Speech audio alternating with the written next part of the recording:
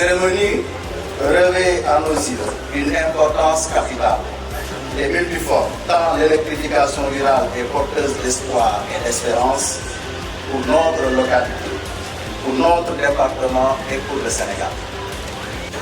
Le MCA2 est l'expression de la volonté de l'État du Sénégal et de celle des États-Unis d'Amérique pour l'accès universel en électricité de nos villages dans un souci d'équité entre les villes et l'intérieur des territoires.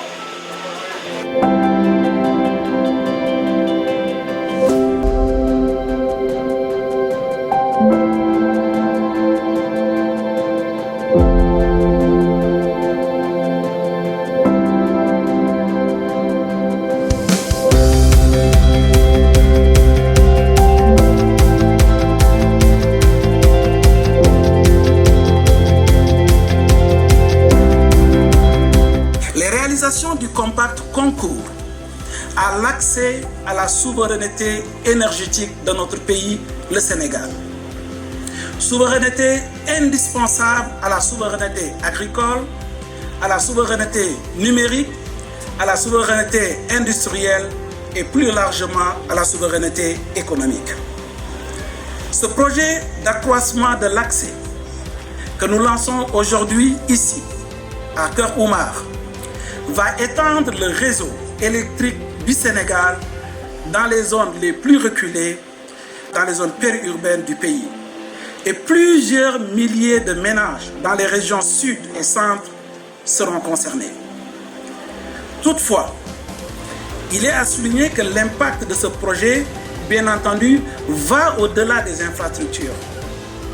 En offrant un accès accru à l'électricité, nous créons des opportunités économiques.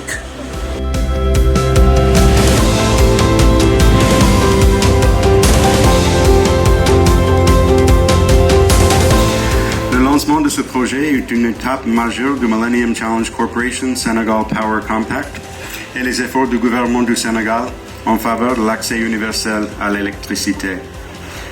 Le partenariat stratégique entre les États-Unis et le Sénégal remonte à 1960.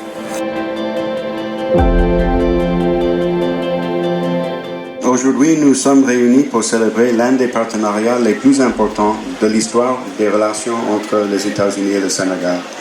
Notre effort commun pour étendre l'accès à l'électricité à des millions de Sénégalais.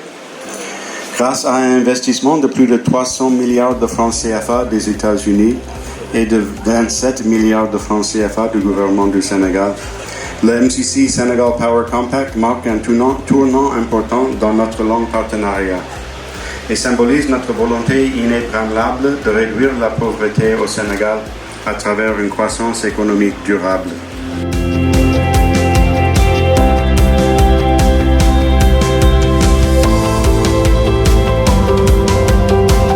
Quand nous n'avons pas l'électricité à Djilor, on ne peut pas dire que l'enfant du citoyen, le jeune citoyen qui se réveille à Djilor soit traité sur un pied d'égalité que celui qui se réveille à Sacré-Cœur ou à Thiès dans ma propre commune. Impossible. Et voilà pourquoi l'État, ce régulateur-là, intervient pour travailler sur l'équité.